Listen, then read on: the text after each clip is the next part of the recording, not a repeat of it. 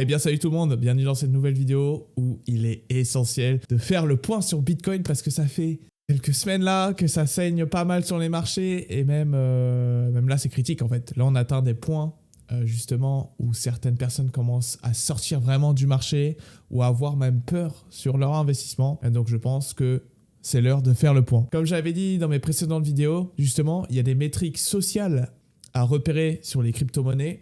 Justement, quand il y a des moments d'euphorie ou de panique ou de silence total, il n'y a plus personne sur les marchés, bah justement, c'est peut-être des moments clés, soit de garder, soit de vendre, soit d'acheter. Je pense que c'est le moment de faire le point de tout ça.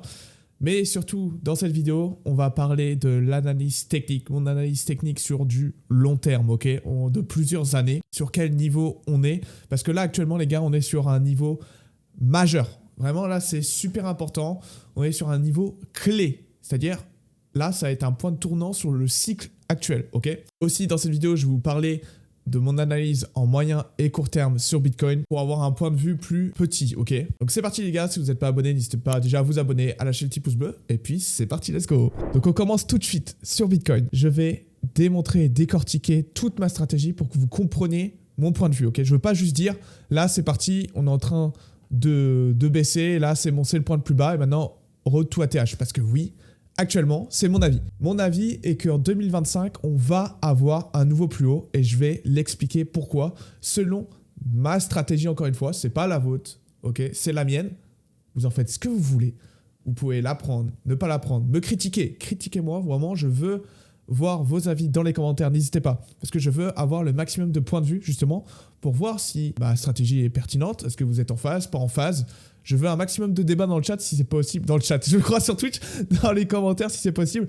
Comme ça, au moins, je peux me remettre éventuellement en question, etc. En tout cas, j'attends vos commentaires avec impatience. Avant de parler d'actuellement, qu'est-ce qu'on est en train de faire sur Bitcoin, je veux reprendre une notion de base. J'utilise les vagues d'Elliott et les Fibonacci pour mes analyses long terme, ok? Donc déjà, les vagues d'Elliott, c'est quoi? C'est une impulsion en 5 vagues, ok? C'est en 5 vagues, donc ça c'est un pattern haussier. Dans ce pattern haussier, j'ai fait toute une vidéo dessus, ok? Mais je vais simplifier en quelques phrases pour ceux qui n'ont pas vu cette vidéo. En tout cas, si vous êtes plus intéressé justement sur la technique des vagues d'Elliott, j'ai fait une vidéo entière dédiée. Donc n'hésitez pas à la regarder, je décortique toutes les possibilités, etc. Là, je vais parler juste de la possibilité de Bitcoin, ce qu'on est en train de faire, ok? Donc historiquement, ce qu'on a fait sur Bitcoin actuellement, c'est qu'on a fait... Donc là, je vais tirer un Fibo, ok? On a fait une petite correction de 2 sur les 0,3 de Fibo. Voilà ce qu'on a fait actuellement sur Bitcoin. Donc ça, c'est super bullish. Quand on a une petite 2, et ensuite, actuellement, on est là, les gars. On a fini cette 3. Et donc là, on est en train de retracer la 4. Statistiquement, une vague, quand on a une petite vague de 2, comme ceci, on devrait avoir une grosse vague de 4. Ok, c'est les stats, c'est comme ça. Et ensuite, avoir une impulsion de 5. Pour cette impulsion de 5, tout dépend de ce qu'on a fait sur la 3, juste ici, ok? Nous, actuellement, sur Bitcoin, on a fait, écoutez-moi bien, une petite 3. C'est-à-dire que, actuellement, on a fait une 3 qui s'est arrêtée sur les 1 de Fibo, juste ici, ok? Attendez, je vais tout replacer. Hop, j'aurais dû faire ça avant. On a fait une petite 3 qui s'arrête sur les 1 de Fibo d'extension. Donc c'est une 3 qui est validée. Allez, c'est le minimum à faire, ok? Sinon, ce n'est pas une 3, c'est un autre pattern. Donc là, on a bien eu le pattern de la 3, mais on a eu le minimum de chez minimum. Ce qui est incroyable en soi. Ce qui est incroyable parce qu'on a quand même une grosse hausse. Hein. On a eu un Bitcoin qui était en dessous de 20 000 et qui est parti à 100 000 et c'est une petite vague. C'est incroyable. Déjà, il faut relativiser comme ça. Pour les alts, c'est totalement autre chose. Je ne vais pas en parler dans cette vidéo, mais ça mérite une vidéo entière justement de ce qu'on est en train de faire sur les alts. C'est terrible, c'est terrifiant, mais je reste bullish pour la suite. Je pense qu'on pourra avoir le cycle des alts justement sur cette dernière phase de Bitcoin parce que ça a toujours été le cas jusqu'ici. Même sur les cycles précédents, lorsque Bitcoin entame sa dernière phase haussière, les alts explosent. Bref, c'est toute une vidéo. Je vais sûrement en faire une vidéo dessus. N'hésitez pas à le dire dans les commentaires si vous voulez voir une vidéo sur les alts aussi. Je reprends. Du coup, on a eu une 3 minimum sur Bitcoin. Et donc, si on a fait un petit retracement de 2, on a logiquement un gros retracement de 4. Et ensuite, on aura une 5 qui va faire un nouvel ATH parce qu'on a fait une 3 minimum. Alors, nouvel ATH, c'est pas forcément une explosion, ok? C'est au minimum un nouveau plus haut. Ça peut être légèrement. Je vais pas commencer à spéculer sur cette 5 parce qu'on sait toujours pas où se finit cette 4, ok? Actuellement. Donc maintenant, je vais vous montrer tout ça en réel, les mecs. Donc voilà, j'ai tout décortiqué dans tous les sens. J'ai vérifié 6 fois si mes patterns étaient bons. Et pour moi, tout est cohérent sur ma stratégie. La grande une, c'est ce que vous voyez ici, le pattern en orange. On a bien un pattern en 5 vagues à l'intérieur de cette première grande vague. Donc, ça la finit bien correctement. Ensuite, on a un retracement de 2. Ensuite, impulsion de 3 qui se finit justement au minimum de 1 de Fibo d'extension, comme vous avez vu ici tout à l'heure. Je ne vais pas retracer parce que sinon, il va y avoir des Fibo partout sur le pattern. Ça va être illisible. Même déjà, ça commence à être illisible là. Et donc, on a bien fini cette vague de 3 avec un double top, c'est-à-dire une 3. On a fait une immense 3 ici. Faut le savoir, les mecs, c'était énorme. De toute façon, on a vu avec l'impulsion, c'était au moment de Trump.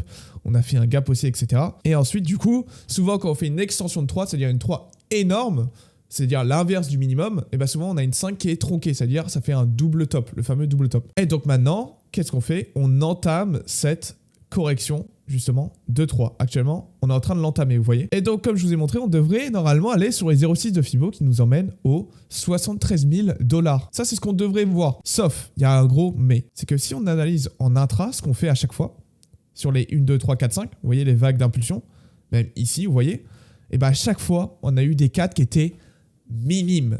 C'est-à-dire que, par exemple, au tout début du cycle, quand on a commencé à s'extraire justement des 20 000 $, bah, on a fait une 2 moyenne, ok?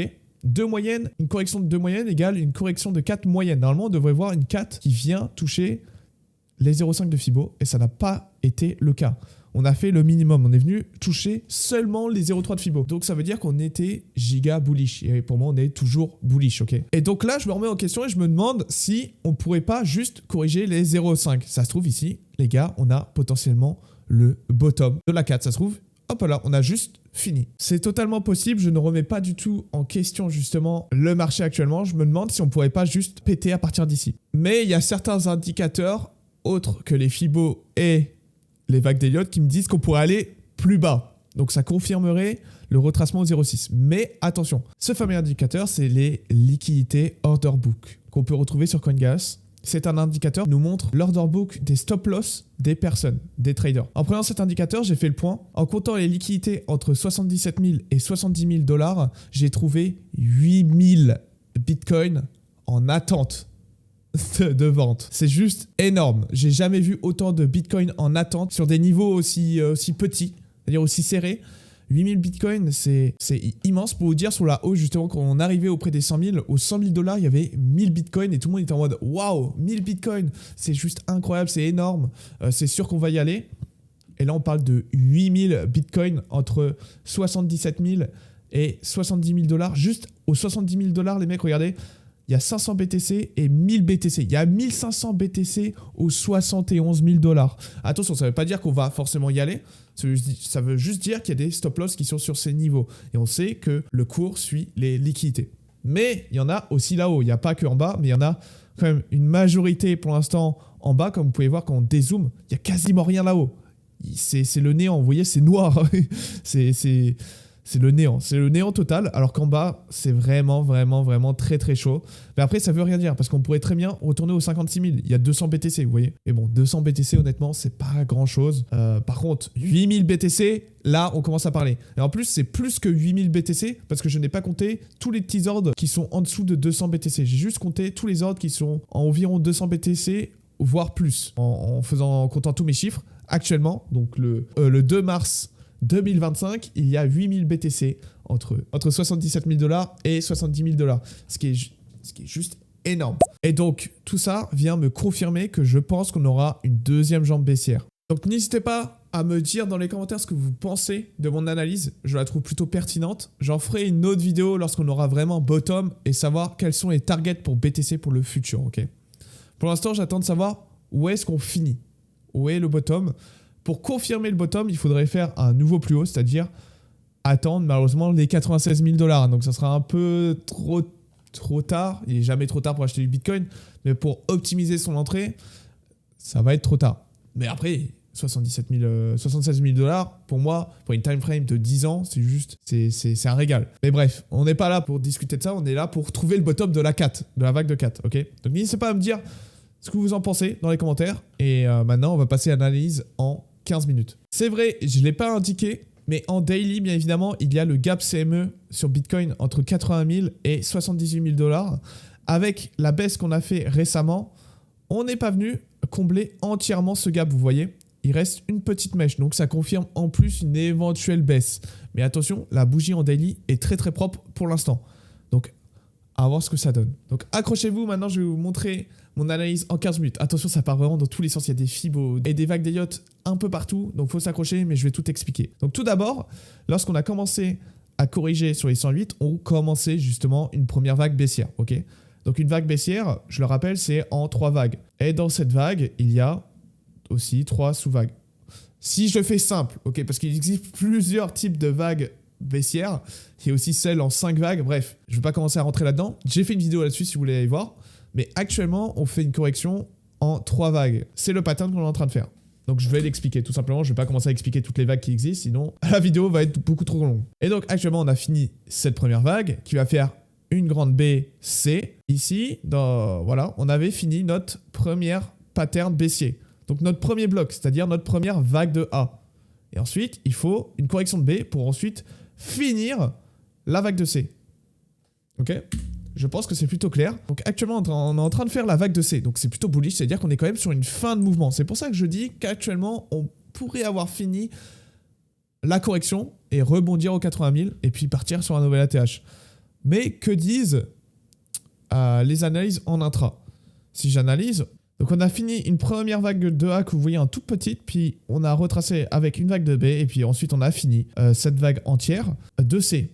Et donc là, on a une vague, comme ici, on a une vague. Et donc ensuite, il faut finir cette vague avec une grande vague de B, puis une C. Et donc c'est là actuellement qu'on est. Pour moi, on devrait avoir une toute petite B pour finir un mouvement, parce que lorsqu'on finit un mouvement baissier, on a une petite correction de B qui vient toucher les 0,3, 0,5 de Fibo de retracement. Et ensuite, on vient finir soit en double bottom, c'est-à-dire en tronqué, en C tronqué, ou bien on peut faire une extension, c'est totalement possible, pour finir cette dernière vague de C qui vient finir notre dernière vague de correction en daily.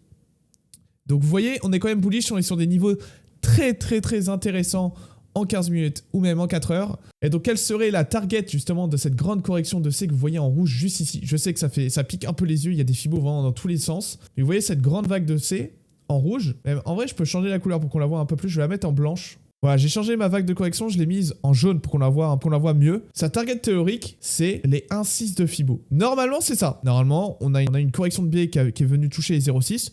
Donc on devrait voir les 1,6 de Fibo. Et tiens donc, ça match très très bien sur les 73 000 $. Vous voyez, il commence à y avoir beaucoup de choses qui se rassemblent auprès des 73 000 $. Et je trouve ça plutôt intéressant, justement, de décortiquer en intra ce qu'on fait. Et donc, je suppose que cette B, on va avoir un petit retracement de B pour ensuite faire une extension de C qui vient venir toucher les 73 000 $. Donc, ne vous inquiétez pas si vous commencez à voir un BTC monter, justement, qui commence à s'extraire et que vous n'êtes pas rentré dans le marché, pas de panique. De toute façon, déjà, suivez vos plans, c'est très important. Et ensuite, préparez-vous à une éventuelle dernière jambe baissière. Sauf si je me suis trompé sur mes décomptes baissiers. Alors ça, c'est possible, vu que c'est très très complexe, ça part dans tous les sens. Mais je pense que mon décompte est plutôt clair. Je sais pas ce que vous en pensez dans le chat. Dans le chat, encore une fois, dans les commentaires. N'hésitez pas à vous exprimer sur le sujet si vous pensez que mon plan est plutôt clair ou pas. Si vous avez bien aimé la vidéo, petit pouce bleu. N'hésitez pas à dire votre avis encore une fois. Et sur ce, on se dit à la prochaine tout le monde. Ciao ciao, c'était Marty 4K. Bye tout le monde.